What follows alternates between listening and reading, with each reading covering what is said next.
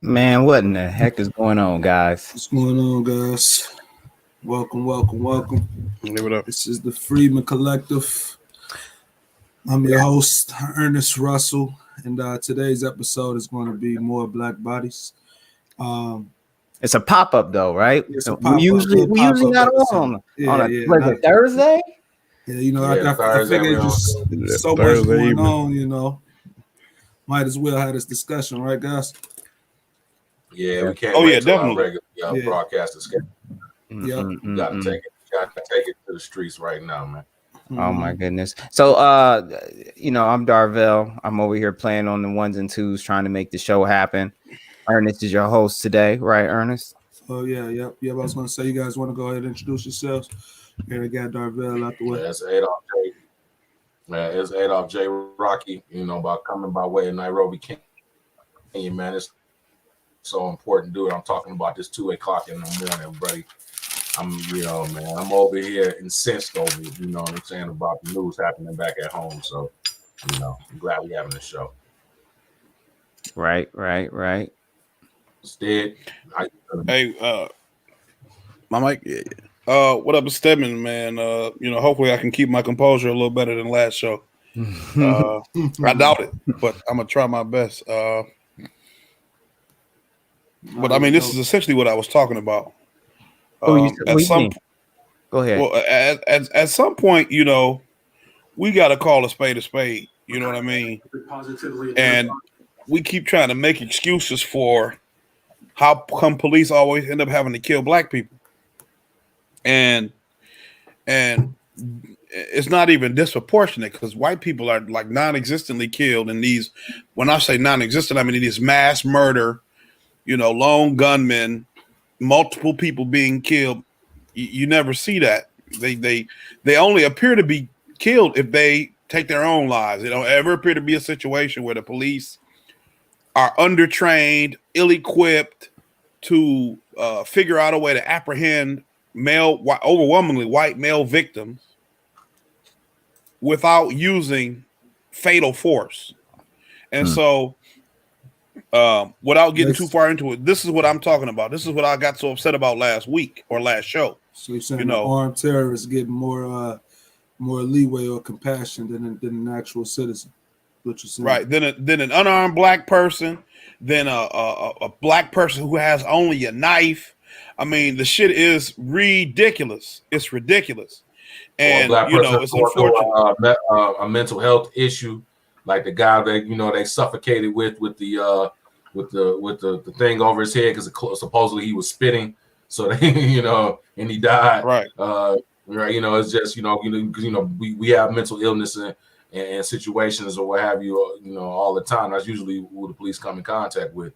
And I wonder how that mental illness crept into our community at these rates. Yeah, exactly. Right. Exactly. Right. And the lack of finances to deal with it and the lack of resources, Governor Engler back in the 90s shut down all the state hospitals and clinics, so these people went out into the streets. So, our people are going to be disproportionately, impacted by that because basically he threw it back onto the families to deal with the mental illness and mental health.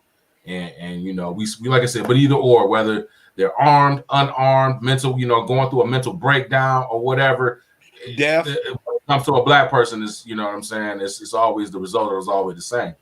Maximum pressure, maximum violence, So maximum pressure. Right. So let's square this up though. We got to square it up seriously for people to understand where we're coming from in this angle. Everyone's heard about all these different news stories that actually seem to have come out after this Chauvin verdict was announced, right? This was just announced, and then all of a sudden it seems like CNN just flooded out all of these stories. And one of the biggest ones that I think came out has to do with the shooting of this girl in Columbus. So, Ernest, you want to kind of explain what happened there and kick us off on talking about this one as I want to say the centerpiece. Yeah. So I know I don't have all of the facts, but just from basically what I've been hearing and some tidbits that I've been reading, Kia Bryant, I would just say if we all know where we're coming from, us as U.S. freedmen or Black Americans in general, we know that there's sometimes problems in the hood, right? And what we seen in this situation was there was a fight, and based on the camera footage of what occurred, there was a fight. Seems like a whole bunch of chaos was going on. And in that chaos, there was an officer that arrived on the scene. And what you seen was, in all of that confusion, Ma'Khia Bryant, who I believe was a 16-year-old Black American woman, she was in that scuffle. And I think she had a knife in her arm. And the officer who was at the scene pretty much shot her. I don't know how many times, guys, but he pretty much killed her from those shots. 4 times. 4 times. So, from that occurring, pretty much we got another situation where another Black life has been lost. But in this particular situation, a lot of news media is basically trying to justify the loss of this child, basically, because she's only 16 years old. Watching the video, you may get one idea of what you think was occurring or what happened. But when you get this context that we're going to give you this episode, you guys, or this pop-up, you should be able to at least piece things together for yourself. Right. And so, I mean, that's kind of where this comes from, is that there's so much discussion back and forth about whether or not this was justified, right? Because we do know the girl was holding a knife. We do know she was in process of lunging at someone.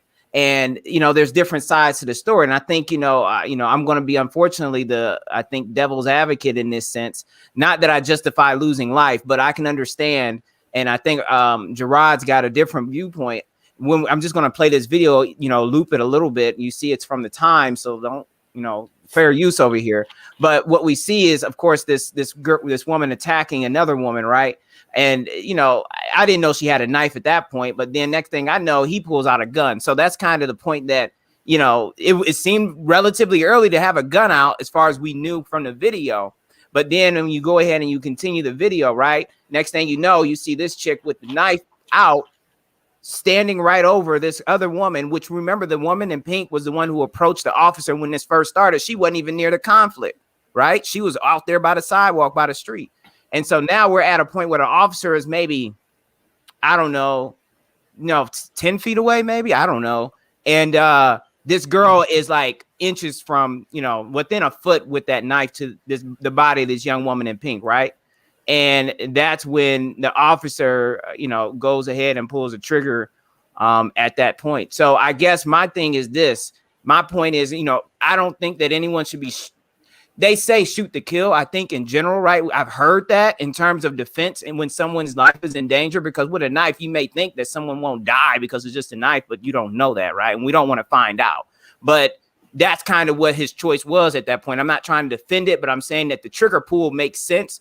But the loss of life wasn't necessary to stop her, right? We need to use that gun as a stopping tool, but we don't need to necessarily take life to protect life.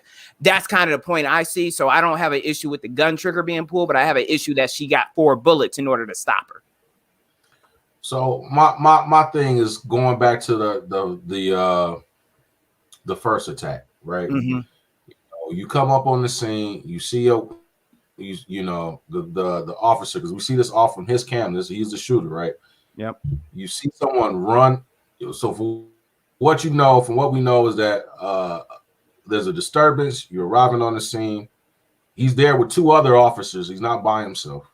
You see a woman just come. Oh, you see a female. I'm not even going to say, because she's girl versus woman. You know what I mean, right? I'm not going to say that. You see a female, right, come out and attack another female. Yep. At that point in time, she is the closest to his proximity. At that point in time, instead of his first mind is to pull out the gun.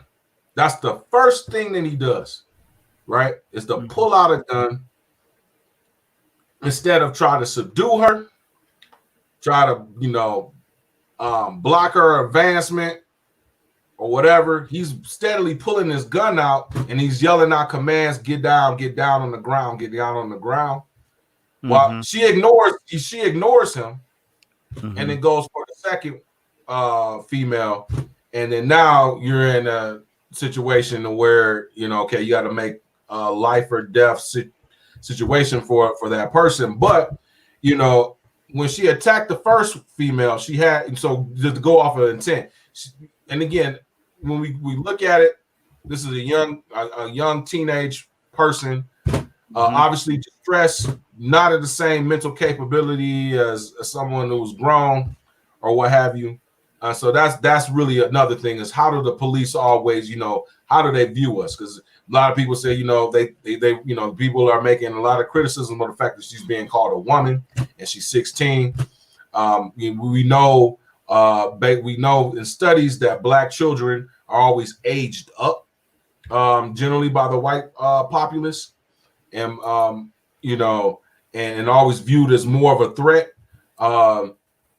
Either or. The way I feel is that if you don't come with, if the training was done like, okay, well, life is, the ultimate thing of value, and that's what we're going to do. We're not going to, the very last resort. He could, if he had came with that with the first interaction that occurred,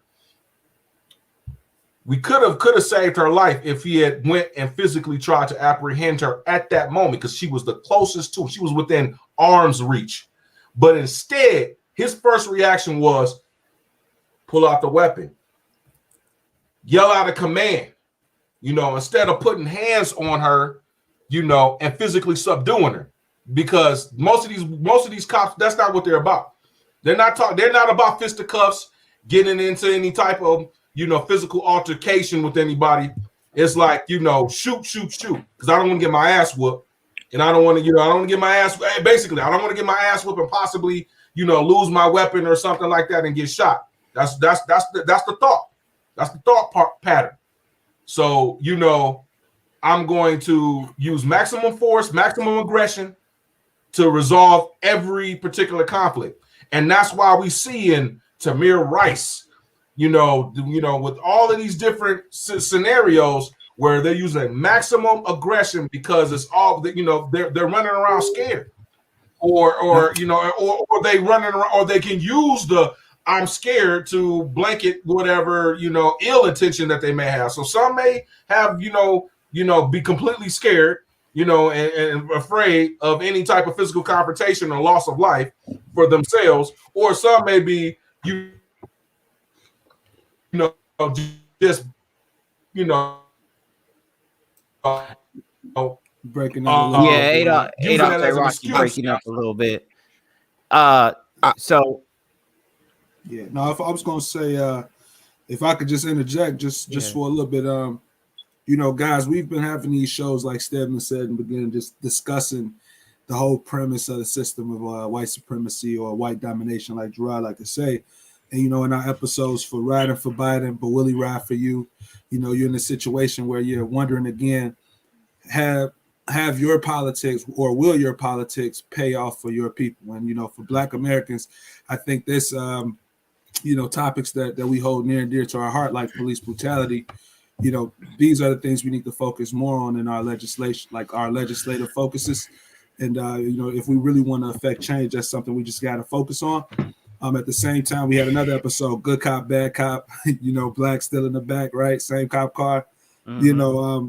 We just pretty much touched on these issues so many times because we know, despite George Floyd or despite any justice that we get from any of these police brutality cases, there will be more tomorrow. And that's because it's linked to a system that we know, like Gerard was just saying, a system of oppression. So, me personally, I feel like, the officer could have taken steps to try to neutralize the situation, like Gerard was saying, without use of lethal force. I think one thing that I did see online was they had this news article out for Ma'Khia Bryant, and it was of her TikTok videos to remind people that she was just still a child. So, no matter how you justify it, it's an interesting situation because a cop has killed, a child. And, that's something that's interesting. So. Yeah. Stedman, you got something? Yeah. So basically, what I really wanted to kind of hit on is what Gerard was talking about, specifically with respect to the police officers being willing to try to do non-lethal things to stop this young girl from with the knife if they thought she was such a threat. And it might sound really strange for him to say all this stuff, right? Why would anybody risk their lives, risk their lives to stop a person when they have a gun? The answer is because you're a police officer. You chose to do that fucking job. That's why. Same way with a lion tamer or a race car driver or a football player who breaks his leg, a race car driver who burns up in the blaze of glory. That's the risk you take when you do this job. Right? Nobody asked you to be a police officer specifically. They may have been hiring, but you thought that you fit the criteria and you took the job. If you aren't willing to take the risk, right? If you aren't willing to do the work to be a good police officer, objectively good by community standards, don't do the job. You can't handle it. You can't hack it, right? There's nothing wrong with being weak. There's nothing wrong with being a coward. The problem is when you're a coward and you want to portray to the world that you aren't a coward. The problem is when you are weak and you want to portray to the world that you aren't weak, right? There's no shame in understanding your limits. And so this is a situation. It's not crazy. You signed up for this job. Do you tell that to firefighters? Hey, man, that blaze is too hot. I'm not going in there to save them people. I'm not about to stand out here with just water hose. It's too hot. Or do you expect them, because they've been trained, because this is a job that they're paid to do, because this is what they wanted to do, you expect them to go on a fire and save as many people as they can, or at the very least stand outside with all the water hoses they can find and put the blaze out. That's what you expect. The issue is we have too many people, and we've talked about this a lot. We have too many people who support power, no matter if it's sincere power, no matter if it's good, righteous power. They support power. This is how dictators get put into place, because people like to be told what to do. People, like I said last week, people like shiny things. They're like dogs. They like shiny things. Police officers have buttons and badges, and they got nice, clean clothes and a nice, fast car. And so people are attracted to that. The average person has a small brain. And that's why we do this show, because we hope we can take your small brain and do like the Grinch's heart and grow it 3 times too big. Because this is serious. People are dying. People are dying because other people cannot see how they fit into the equation. And by that, I mean people who will be victims at some point out of sheer necessity of a cannibalistic system that we have, and that is capitalism. You are going to be next to be exploited. It might not come for 50 years, but you, your children, or your grandchildren will be on that list.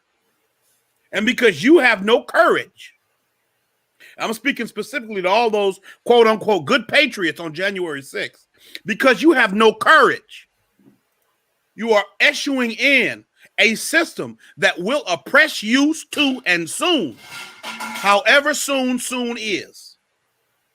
That's what you're doing, because you don't want to stand up for righteousness and right. You want a piece of power, even if your piece is only to stand next to the man in the shiny suit with the shiny badge and the shiny shoes. Even if he's just putting his shiny boots in your ass, you're happy to be there. That's a problem. So, all right. So 2 things, right? One, we got a video we need to show to kind of give this framing relative to how police can conduct themselves when it comes to their ability to apprehend apprehend suspects who are wielding dangerous weapons. And 2, we're going to watch this, and then we're going to come back and talk about this relative to what we actually have seen here with this incident in Columbus, this unfortunate incident. So I got a YouTube video to show everyone. We're going to go ahead and play. And I actually think, let me try that again, because I don't know that it was going to show this audio with you guys. So we're gonna get this popping so y'all can see what in the world happened. And this has been shared, I think, Gerard, right? Like out in the media openly right now. Yeah. This is the older clip. This goes back to 2015, but it just goes to show when the police are trained, over there in the UK, they're trained with, maximum life involved. They care about their citizens, mainly because it's a homogeneous society, right? You know what I mean? It's mainly black, white people, right? You know what I mean? But it goes to show like what, here is the same scenario. To be careful, to be candid though, also I believe they don't have nearly the same gun issue, so their officers are really not even having to mess with their guns. So even time they run on someone with a knife, they don't already have a pre-programmed tendency to want to pull a gun for any reason. Right. So just to be fair, because I remember hearing about that a while ago. But anyway, I do agree that they definitely have a different sense about what they're doing, right? Right. So let's play this 40-second video and see what happens, right? Watch out. Put it down now. Put down the knife. Put it down. Spray! Put it down! Put it down! Come on! Put it down! Put it down! You do now.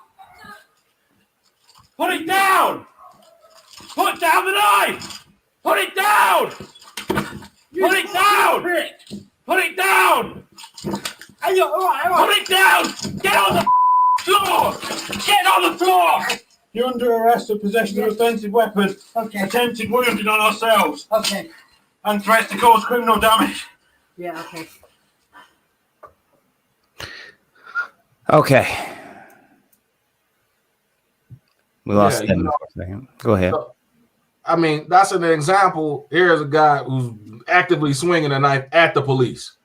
And, and in contrast to our situation, this girl, she just had the knife in her hand, because if you think about it, she attacked the first female, right? She had the knife with her at the end. She didn't stab her. So if her intent was meant to stabbing somebody, she would have stabbed the first girl, right? You would think if that was her intent, she was coming out to stab these women or these females, she would have did it on the first encounter. I think she just had it in her hand, and then she went to go. I mean, I don't know if she was swinging with her arms or swinging them either or. The point that I'm trying to make is that if the cop had engaged her physically with, taser, or, her back was actually to him at one, or side was to him, if he had just bum rushed her, you know what I'm saying? At the point that when she attacked the first female, got her, pushed her, knocked her down on the ground, something to to disorientate her or what have you, that would have been,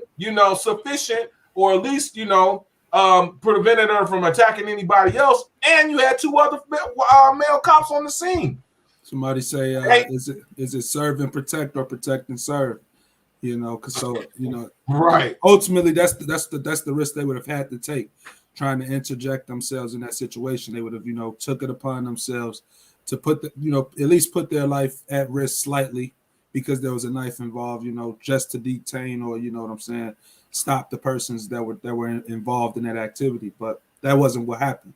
So, and that could tie back to some fears that they have, internally when it comes to our people. Yeah, that's very true. I would say that definitely is a basis. Two things. One, I said on Facebook a while ago, last night, I said a good litmus test might be, how would a white community feel if this same situation played out? Would they think that the officer's use of force was justified? Yes, they would. Because, like, to Stedman's point, the mythos behind the police. So all of this shit crumbles, right? I love when watching zombie movies, right? Or catastrophe. All of this facade of civilization is paper thin.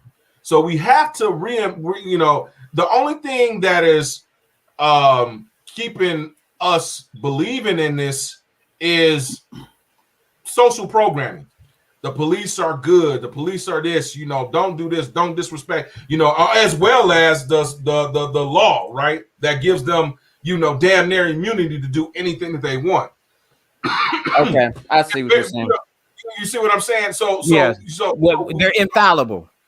Exactly, right? You know what I mean? I mean, honestly, in a city of, I think, like with Detroit, I think the Detroit Police Department at maximum, bro, is not even 1,000 or 1,500 police officers out of a city of 700 residents. Very easily, if you know what I mean. The police could be overran easily at any given point in time. But what prevents that is the social programming that we get from the time that we're little. You know what I mean? Whether it's that they're good, or if you take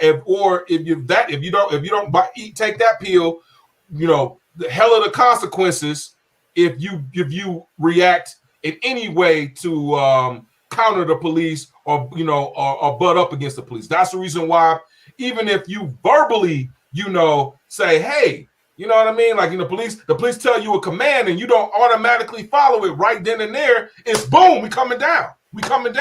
Because they have to uphold this image because everyone knows it's fragile. It's super fragile. They know this. It's super fragile. You know what I'm saying? As soon as people don't get beyond wait up, you just a person like I am. You know what I'm saying? Then the facade is gone. They just regular people. You know what I mean? At that point. So the only thing that's protecting this whole thing is what we believe in, what we put into it. And that goes into so many other facets of civilization as well. So that's why it's guarded up and lauded so much. You know what I mean? And it's that's why it's constantly back to blue. And this has been going on before even Blue Lives Matter, way before that.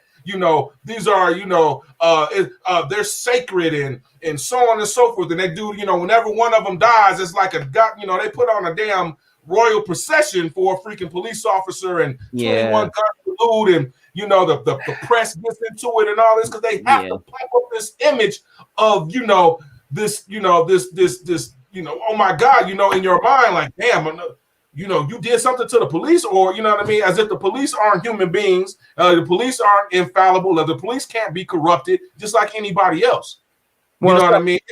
It's taking all this time for this stuff, but before cameras and everything, all this shit was still going on. They was lying, planting evidence, making faulty reports and so on and so forth. Now we got cameras, and even after that, it took several years before it's like, God damn, it took George Floyd, right? You know what I'm saying? For white people, there's certain white segments of the white population to be like, wait up, the veneer of the police is kind of going down.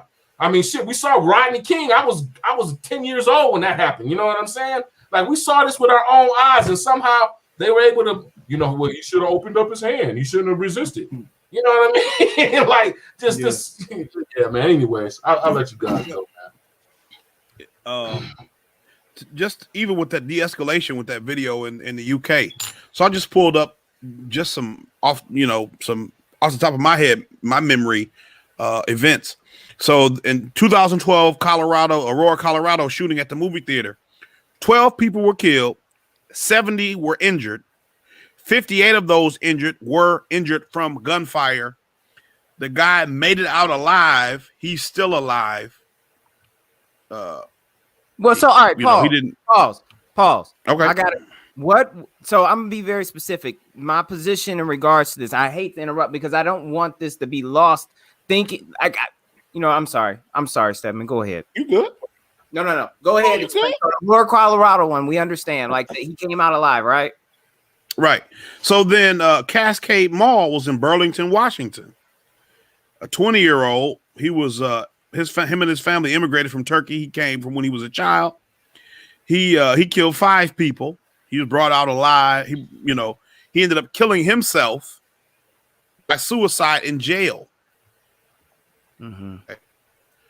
Just recently, the Atlanta shooter killed 8 people. He made it out alive. No big deal. Then you remember Dylan Roof in South Carolina killed 9 people at a church. He made it out alive, and make that so bad. They took him to Burger King before they took him to jail, and the sheriff said he was so polite, he felt like he deserved to go there. And my question is, what are you supposed to act like when you just killed 9 people in cold blood? What are you supposed to act like? And this is the indication of de-escalation tactics. How did you get guys with weapons, with guns, with high-powered rifles in custody?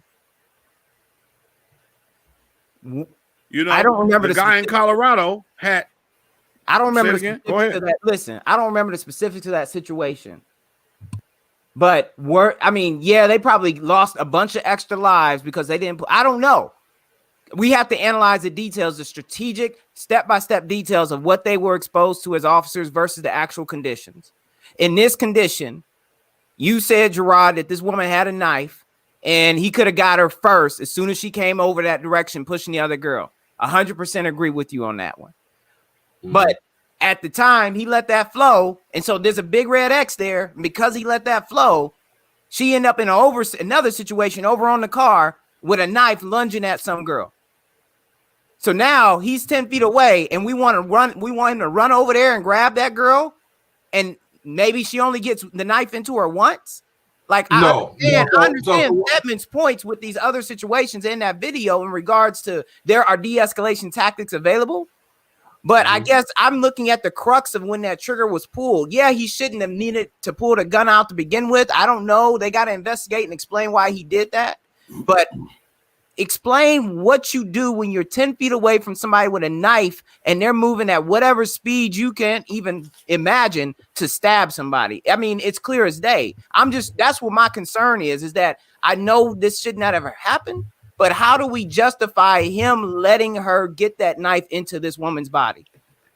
Kim Potter thought her gun was a taser and she killed a guy. She was less than a foot away. So as long as the taser still reaches 10 feet, you got a non-lethal option. And I'm sure that a taser would have knocked a 16-year-old girl out. If they work, they work. If they don't work, we need to try something else. My whole thing is that it should have never even got to the second at the car. I agree. That's where I'm at. Okay. Now, well, you know what I'm saying? So here's the thing. Here's my position. I don't think the guy should go. I don't think the police officer should go to jail. I don't think, honestly, he's not going to go to jail. It's going to be justified shooting, at the end of the day, based on the way the laws work. You know what I mean? My point to what I'm trying to say is that if you all, the problem is the system. Sure. He acted in accordance to what the system allows him to do. Okay. And he went off of his training. At the end of the day, but the training and the system is weak as shit. You know what I mean? And it seems to be that they can always find a way to de-escalate and do something else when it comes to outside of our people, right? You know what I mean? Generally speaking, so that's the point that Stedman's making, and then the point that I'm making is that it should never got to that second point where she was able to get over to that. If he had encountered her as soon as she started running up, like you let this shit just continue to go. You know what I mean? Yeah. Like you come up, you see this woman is running. You know what I'm saying? I don't think I've ever ran. You know what I'm saying? Like, what the fuck? You wouldn't have stopped them? Is it true that Makia called the cops? I'm not for sure about that. I've been hearing different. Was it her home? Was it her home? It was definitely the foster parents' home that she stayed in. Okay. So that's another issue as well. You said the other women, were they adults at the time? That has been reported. I feel like with this thing, right? You could argue it from a context standpoint. So like when we're looking at it from how even if the officer made that first mistake, right? He's still just a human too. So it's almost like he made one mistake of error, and then in that second mistake, he chose to take action and neutralized it, right? Mm-hmm. But the second context could be if it was her home or if it was her property, or that's where she resides, and if they came to her property and that situation occurred in the state of Ohio, there is stand your ground laws. And it doesn't give you the duty to retreat in any event. So with that being the case, did the officer arrive on the scene with that in mind in context of the situation? So, that could be argued, right? And so now you got to look at it from an American and say that she has certain rights as well, even if you're going to say if that knife could go into that person's body. In certain situations, specifically stand your ground situations, you do not have the duty to retreat. You're not required to retreat. but she wasn't being aggressed. She wasn't being aggressed on at that point in time. Yeah. So you know, you then to counter that argument, right? Like when he comes up, when you could clearly see that whatever hostilities that were happening before had ceased. Right. And she runs out of the house, or she comes from the house's direction. I don't know if she ran out or she was outside already. Yeah. She comes from the house's direction. She comes all the way around, goes in front of him, knocks down one lady. Mm-hmm. Then allegedly the father kicks her, right? So at that moment in time, that's when he pulls out the weapon. He pulls the weapon out after the first attack. Yep. He pulls the weapon out instead of engaging. Now my thing is that he should have engaged her physically at that point. Even, you know, hey, what the fuck were you doing? Running up, you know what I'm saying? You running towards, you know, anybody. You witnessed a fucking assault. And not only you witnessed assault and battery right in front of your eyes. And go ahead. Not only that, it wasn't just one cop, right? So we talk. Well, about the other cops we seen in the video, they were like just getting out the cars behind them. Right. Did y'all see the other cam videos? No, I didn't. But that was the point. Like if it was other cops, you know, maybe they would have also, you know, acted with urgency. But obviously, they probably should have acted with more urgency. Obviously, that wasn't probably the situation. From the time he gets out the car, by the time the guy the shooter, the cop that shot the girl, it was 20 something seconds. It happened fast. You know what I'm saying? It happened quite fast, but it wasn't like he was there by him. Like, for instance, like, okay, I'm here by myself and I'm around a crowd of people. You know what I mean? I'm not trying to, like, you know, get into a tussle with one person and then, you know, I might myself get invoked and attacked by me attacking her. His backup was already on the scene. All three of them arrived on the scene at the same time. You know what I mean? He was just the first one to come out the car. There was two other police officers. He wasn't there by himself. You know what I'm saying? And so, like I said, the chick came out. I'm sorry, not the chick. Please forgive me. The girl, she came out. She was the first. Like I said, she's the first one that runs up on the scene. Boom, knocks the girl down or what have you. And then, like I said, instead, his first reaction, not to grab her, not to try to stop her, not to grab her arm, not to, you know what I'm saying, like the physically, because she was within grabbing distance. That's the point that I'm trying to make. She was within his arm's reach, because you can see in the camera, you see her foot, you see everything. She's right there. Grab her. Physically grab her at that point in time. You know, grab her arm. Start putting her in handcuffs. I think that goes back to like we were saying. Yeah, I think let's go back to like we were saying with the training, or even like the social standpoints of this. You know, white people they're destined to fear us because of the history that we share. But like Stedman was saying, a firefighter, when they have to run into a burning building, they have to do that. You know what I'm saying? So if you're a cop and you're running into a risky situation, you do have to put your life on the line to protect citizens, not necessarily before it's not you go into a situation and kill all people who may be a risk to you. You know what I'm saying? Exactly. And that's what I'm saying. Too many of them are trained to like, no, we got to get home at the end of the day. You know, their enemy is they treating it like it's a combat zone, man. I mean, Panthers talked about this way back in the 60s and before. They treat us. They patrol our neighborhoods like soldiers do in foreign territories. You know what I'm saying? Like that's honestly. You know what I mean? And I know this because I'm a soldier. I was an infantryman, right? You know, rules of engagement. You know what I mean? Like, you know, and we have rules of engagement because that was a big problem with this with the soldiers over in Iraq and Afghanistan, right? Like, you know, you got civilians on the battlefield and you got enemy combatants on the battlefield, but we had to get positive ID. You know what I mean? It wasn't, you know, shoot them up, bang, bang, bang at a certain, you know, portion of the war. But at a certain point in time, it is like that. Like, hey, everybody's an enemy combatant. You know, if they have a weapon, boom, you know, we shoot to kill the threat. But at some point, it got to like, no, we have to. You know, there's civilians or whatever. But anyways, but too much of that mentality is all, you know, is brought into our own civilian domestic situations. It's like a foreign army patrolling a foreign land, you know, or occupied army patrolling a foreign land or what have you. I mean, that comparison has been made for decades and it hasn't stopped.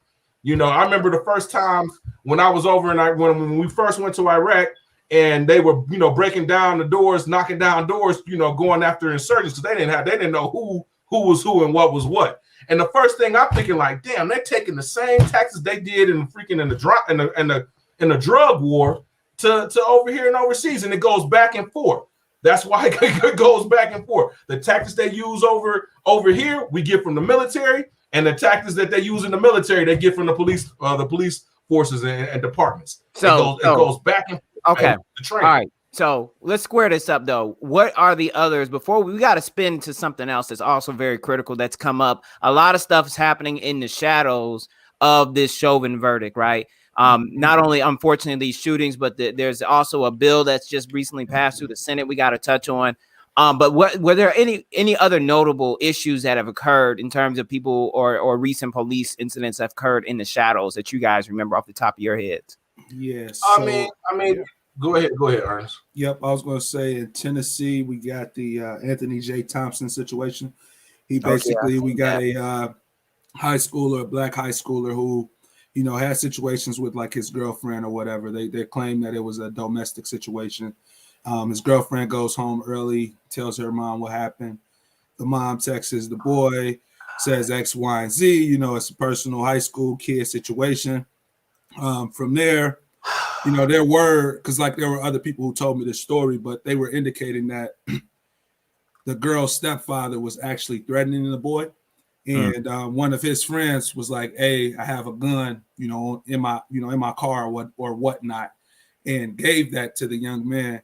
And when the stepfather was texting him, he told him like, "Hey, you know, if he like, I'm gonna kick your ass, you know, for doing whatever he did to his stepdaughter." And long story short, the boy responded, "If you come up here, I got something for you." So with that being the case, he ended up going into the bathroom of the school at the end of the day. And one of the step parents, I believe it was the mother, she called the police and notified and let them know that the boy had a gun on him. He was at the school. So the police kind of, you know, maybe they would have took it into like considering that it's an active shooter situation just because how they consider black kids. But at the end of the day, they went to the school. They went in the bathroom. He was in the stall. When he gets out the stall, there's a video of it. But when he got out the stall, they basically had him by his hands, and a struggle ensues. But it's pretty much the same situation with Ma'Khia Bryant, right? 4 cops, 1 black male. You know, they had him restrained, and yeah, he still got killed from the situation. It actually was so bad that 1 cop shot another cop in the leg. So that's the situation in a school bathroom. And they say he did not try to actually pull the trigger on them. Right. They claim that he did pull the trigger. Oh, this is pretty long. Oh, yeah. They did claim that he pulled the trigger. Wow.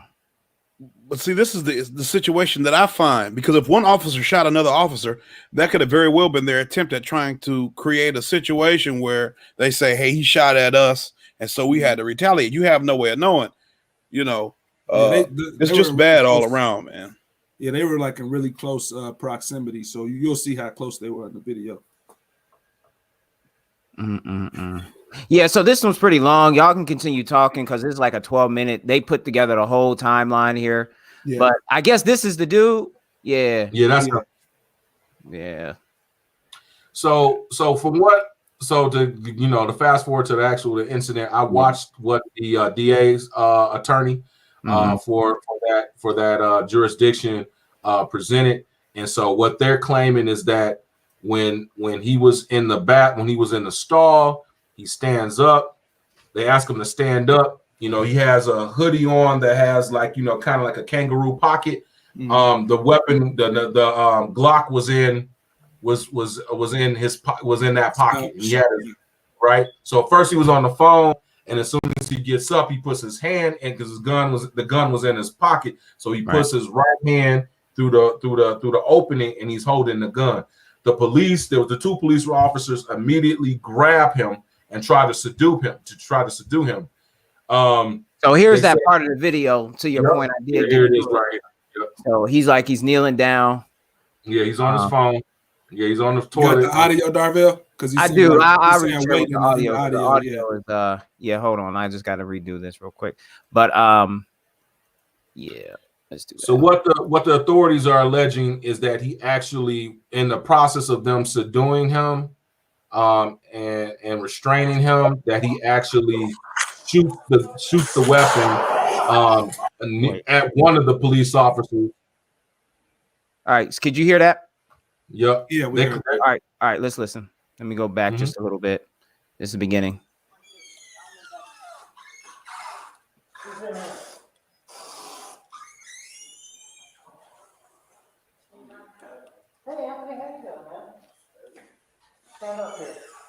Kind of friendly. Right, you in the bathroom. That's friendly, real friendly. They fucking, bro. They asking. Y'all hear this? They asking. Keep your hands out of your pocket. Keep your hands out of your pocket. My bad. My bad.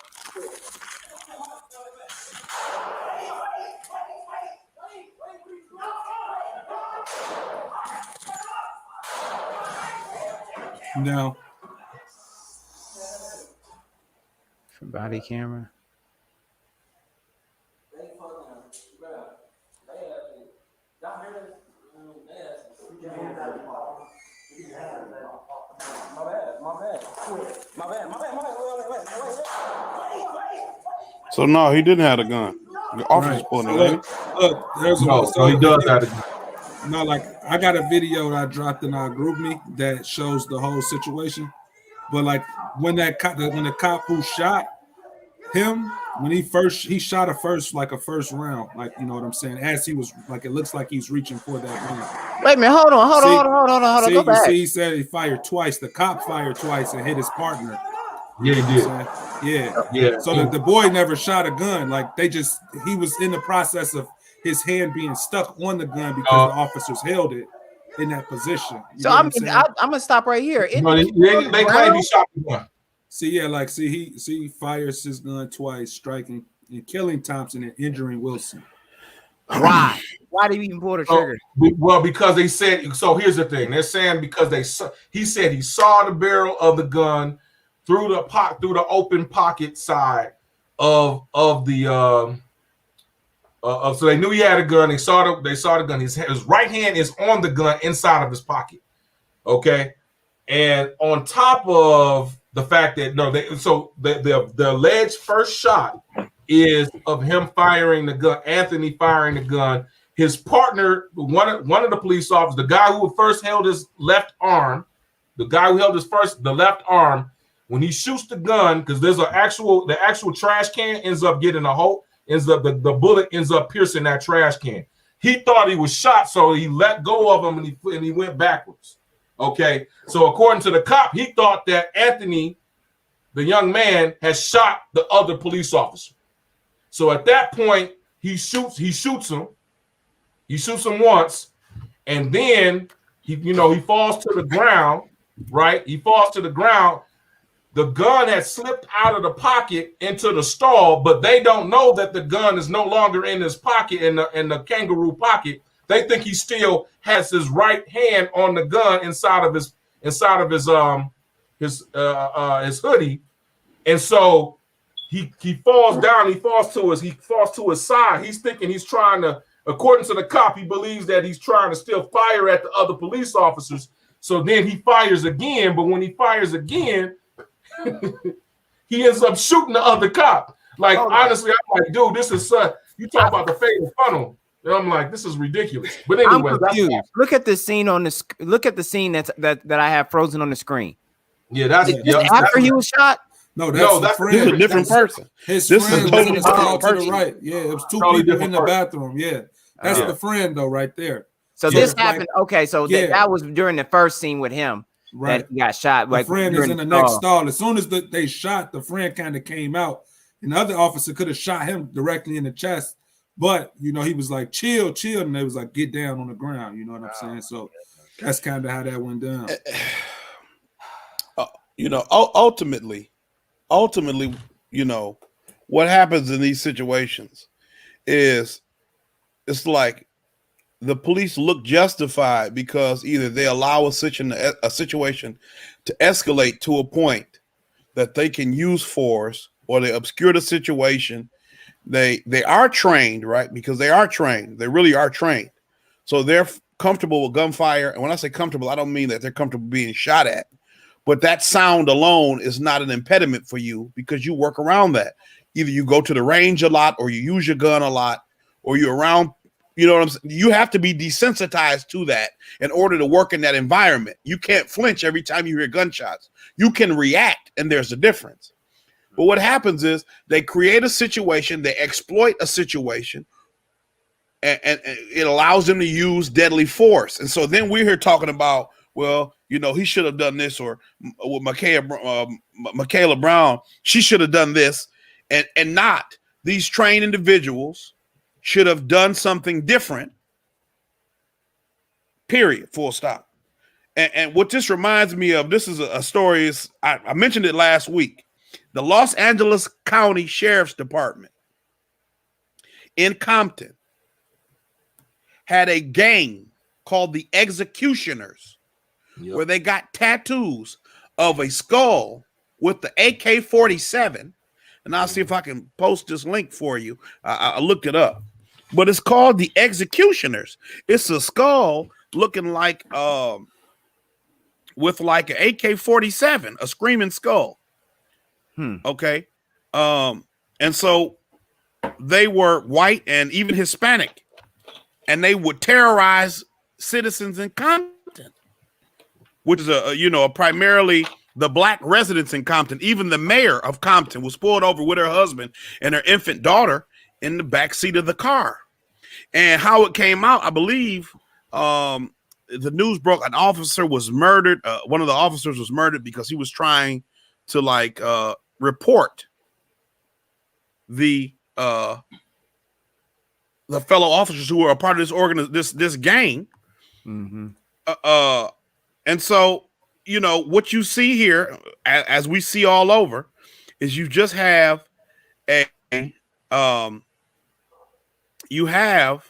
let's see, I got a link.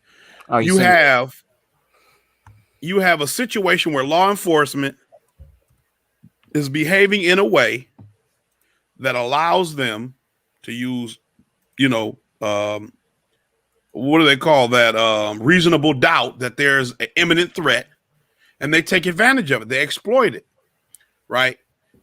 Even the FBI released a report in 2006 that said white supremacist organizations are infiltrating law enforcement. And that was years ago, and we know this is happening. We know that. How many times have we seen officers? They're getting this tattoo. The LA Sheriff's Department branch in Compton is getting this tattoo. The group is called the Executioners, and this is your sheriff. And so the mayor of Compton, her name is Aja Brown, I think. Mm-hmm.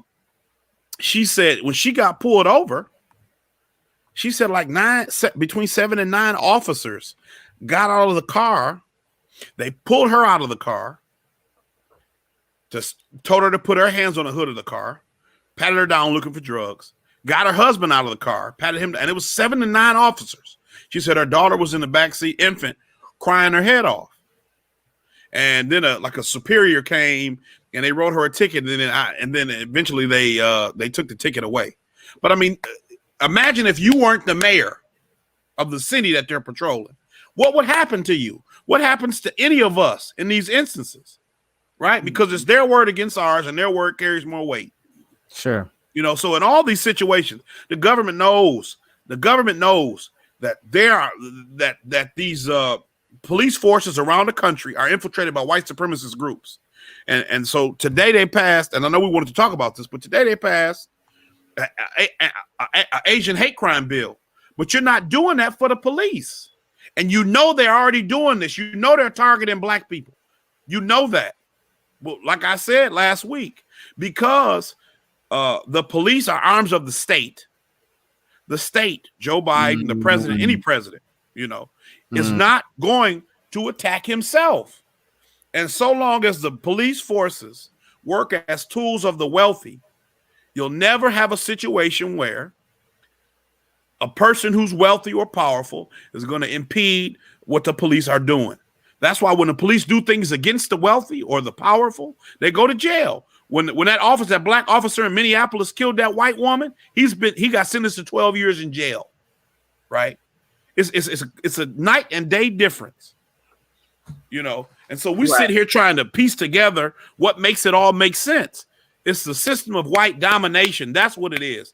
At its core, that's what American policing was built upon, and it still operates the same way today. It's new bells and whistles. You know, they try to clean it up or make it look better or different or organized. I mean, these are the Keystone Cops. This is like, you know, the movies, the Police Academy. You know, this is what this looks like because it looks so inept. They are. Right. It looks so inept, but you know they know better, right? Yeah, because they're not just killing everybody. They're killing people who they justifiably believe they can get away with it. Yeah, that's what it is. Yep. This is exactly what I've said before. When we think about Detroit bringing this back home for the sense check, you look at all the different suburban areas that are majority white, especially move toward Oakland County. Look at everything from your Birmingham to Bloomfield Hills and whatnot. When you think about interactions that they have with their people, which are majority white, no matter how grave they are, majority of them don't have to go south like the ones that we hear about day in and day out in Detroit with the police. Not the Detroit police don't encounter folks who point guns at them, but in general, the idea, like we talked about earlier, that there's a better way to de-escalate if you put the value of life above and make that part of your mission, right? You're supposed to de-escalate, control crime while valuing and protecting life, right? But that's not what they do when they see us. It's still like the slave patrol. You either come with us or we just kill you, right? So, but here's one thing, like you talked about with that system overall and not having the protections from the police. We see another thing that slid through this, slid under the radar while we're sitting here kind of, you know, people have been in celebration mode because of the Chauvin verdict. Sliding right under the radar, right behind it is the Senate passing this crime bill to protect Asian Americans. But this is in the middle of a black genocide. What's up with that, Ernest? Hey, you know, I think this just shows, like, politically speaking, like how these American politicians use our struggles for the limelight, and then they just bench us. So, you know, like, you know, Black Americans, we know, like Stedman was saying, we have a racial history with the police in this country that's directly tied to white supremacy. From the FBI bill alone in 2006, I mean, that report just confirming that what we've already known in the Black community, that white supremacists make up the police force. You would be surprised to find out what other systems or institutions they also make up, from either education or in the health industry or whatever. And, you know, all of that to say that it's going to be at our own disadvantage. And that's because the country has never afforded us the protections that it gives every other class in this country. Specifically, when we're looking at the Asian folks, I know that their numbers, or, you know, the population makeup for them in this country isn't higher than what the Black Americans is. And if we were looking at the hate crime statistics, the rate at which they experience hate crimes in this country probably isn't comparable to what we're seeing from Black Americans. But I do feel that, you know, what the Asian community has shown us is that they are politically prioritizing their people and making sure they get every protection and kid and caboodle that comes with the system of white supremacy, while at the same time telling Black Americans about this anti-Asian hate and overlooking all of our issues and problems. And that just shows you, like, I would say, for me personally, that's an issue that links directly to this immigration system that America has set up, where folks are overlooking the genocide currently taking place against Black Americans while still going to get whatever civil justice they think is rightfully owed to their groups. So personally, for me, I feel like if we could get anti-Black American hate crime bill passed, what that would look like is it would have to have policy specifically aimed at the police departments that we know are made up of white supremacists. I don't think it's a good apples, bad apples comparison anymore. I think it's more so like when we have a batch of chickens that are infected, you don't just, you know, good apples, bad apples. You got to do a total recall, you know, on that specific department, or however they want to play it. That's the kind of, you know, anti-hate crime justice we would need in the police force in order to really see change, you know, because I don't think we're going to get away from white racism in this country. You just said legislation is what you just spoke to. Yeah.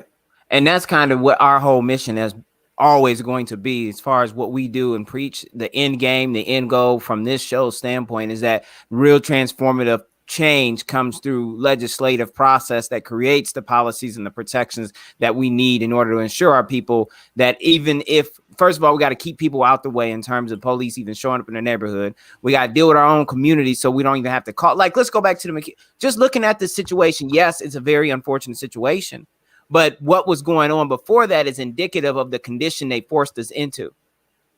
And when you think about the fact that there's all this, this can happen within a white group of people, any type of group of people.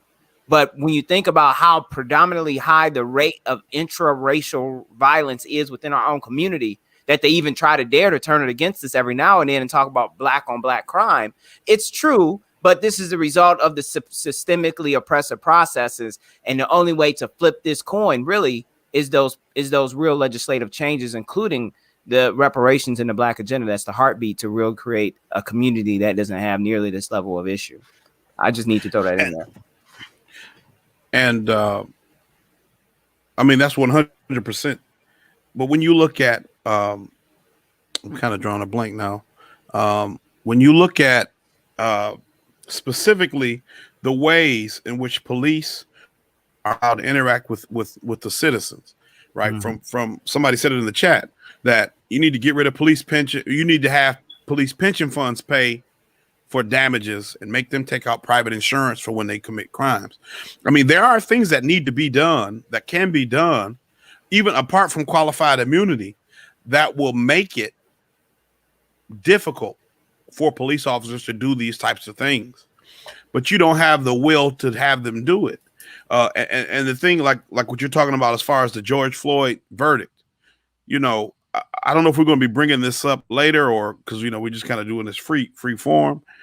But what you see is people are excited about something, right? And we've been here before. We've been here before with Liang, the officer in New York who killed I'm forgetting his last name. But the Brooklyn district attorney, Ken Thompson, brought charges against the officer. The Asian community in New York was upset because they said, well, white officers don't get charges brought against them. So why should he be facing charges? Right. So that's one. They're not seeking justice. They want to be able to be as evil as the white supremacists. They want to be tools of white supremacy or white domination. That's the first part. But then the second part, he was found guilty of the murder. And then after that, he the Ken Thompson said, well, we're just going to give him time served or some bullshit like that because we don't think he's going to do it again. Essentially like saying, oh, well, we didn't, how I interpret it was he didn't expect the charges he didn't actually expect the guy to get convicted. So he had to come up kind of on the fly and say, well, I don't really want to punish him. I don't think he'll do this again. And then he ended up dying of cancer like 2 or 3 months later. So it was kind of like karmic justice.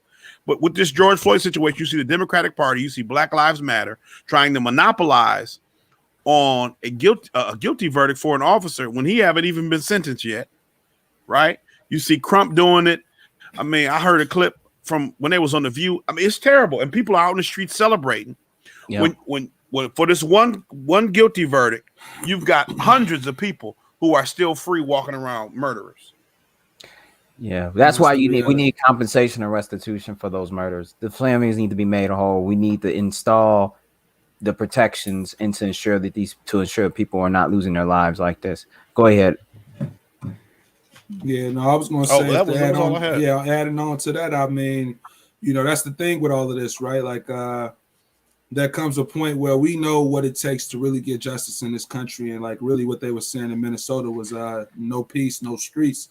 So really being at the point where, like you said, Gerard, recognizing the social structure and knowing that we would take the chances of seeing what the ultimate consequences would be of trying to police his authority is what those people have resulted to. And I think we'll see that more and more as we go across, because I think temperatures are rising for Black Americans, and they know that even if we get one Derek Chauvin victory, can we get 100 of these? And that's the real question of not economic, but racial justice in America, right?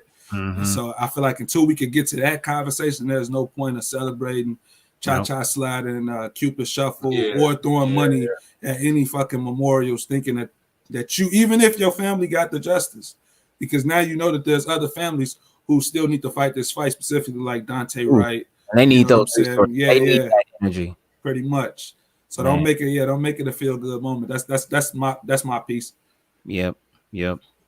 I think that's a good way to start to spin our way on out of this, y'all. We've been in for an hour on this pop up, and I think we got our point. We pushed it in real hard. Adolf, you there? Somebody glitching. Is it Adolf?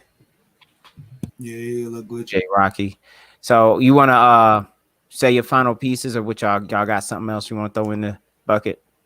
Oh yeah, so I'll go ahead and wrap up. So to what Stedman was talking about, real quick, I just want to break down the definition. What he was referring to is what in economics is called a moral hazard.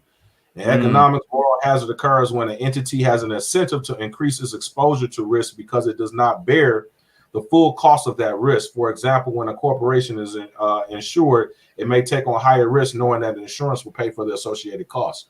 So that goes to what, if there's a lack of a moral hazard, or there is a moral hazard, i.e. the public's going to pay for this crap, and the police officers have immunity. They act as such, and we see it, because the system protects itself at the end of the day, and it protects those who act on its behalf. Again, as I always end, we have no permanent friends, we have no permanent enemies, we have only permanent interests, and so our interest is to get ourselves involved in these things. We need to act and be collective, okay, and in our efforts, and not think individualistic, because just like you guys were talking about, okay, George Floyd and all these different families, they get the settlement money. That's what Crump comes in to do, right? And now they had the family on the show talking about Biden, and like Biden had nothing to do with what happened. They were talking about Biden? Yeah, they were on the View. They were on the View. Yeah, if Biden had anything to do with it, he made it worse. Mm-hmm. Exactly. You know what I'm saying? By creating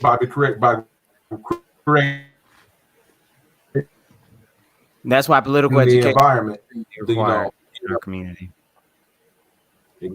Exactly, man. So yeah, I'll just leave with that. We need to be a lot smarter people. You can't be going for the okie doke at the end of the day. They hitting us with the okie doke. I like what my man said. I'll share it to you in a second. Go on ahead and close this out. E. Russell and then Stedman. Oh man, I was going to say thank you guys for tuning in. Make sure you hit that like button. Make sure you subscribe. Drop a comment if you feel so, and definitely be on the lookout for more episodes. Stead. There was a video, it's a thread on Twitter. I forget the guy's name, and I can't find the link right now. But there was a Dante Wright memorial in LA, and 4 people, their videotape messing it up. 2 of them appear to be Asian, and 2 of them appear to be white, male and female. They're Trump supporters. Mm-hmm. And that just goes to show you this idea of a racial solidarity does not exist. That black brown coalition.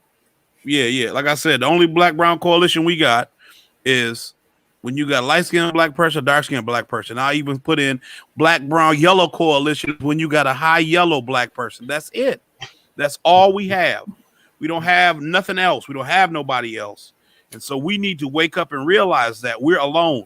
And when you stop looking for people to be your allies who don't share your history or share your sincere interests, then you can start to fight for justice with clear eyes. So this is what you have to understand, okay? Asian man, Asian woman, white man, white woman, destroying, taking off the flowers, blowing out the candles from the Dante Wright Memorial in LA, okay? People dislike us. They dislike us. They're not our friends. They don't have our best interests in mind. From the Democratic Party to Black Lives Matter, they built their movements. They sustain their parties off of our blood, off of our death, off of our bodies. And after they have gotten what they need, they move on to the next group. They move on to the next move. They move on to the next wave. Okay? Keep that in mind. Keep up the fight. Keep that in mind with clear eyes. we can win. Well, I'll close us out with the last comment. I was trying to find that video, but to spin right off of what he said, what Stedman said in regards to this falsified black-brown coalition that really doesn't exist. You know, this is a real thing that the establishment, unfortunately, I hate to use that word, but essentially all those you probably look up to in the socio-political leadership realm of 2020 and 2021 more or less are probably pushing the black-brown idea that we're supposed to be supporting everybody and they're supposed to be supporting us. Well, they don't really support us. They really come in and they steal our energy. They show up to the Black Lives Matter marches and they co-opt everything. And this is what happened. Not only did we see more of our children get shot by the police in the wake of one verdict, but also, I mean, not that that happened it was like 30 minutes before that, but just in general, we're seeing that there's more and more and more of this. And this is just the ones that we know about. Not only did that happen, but now Senate's passing and more than likely the House will also pass this anti-Asian hate crime bill. And we're just talking about Asian people out here, well, these two in particular, not in general, who were part of this defamation of the memorial. So that tells you that we have no stake in that crime bill. Please understand those folks are not extending that crime bill to protect black people, even if it reads generically. It's not for us because what we need is very specific. The specificity is critical and important, and it's supposed to protect us, provide us uplift and restitution and compensation for what's happened to us. Until we get these protections into place, until we get these real hardened policies moving, we are going to continue to have marches. I just seen an announcement from M4BW, which is the movement for black women in Detroit. They just created an event for May 1st. Justice for Ma'Khia Bryant.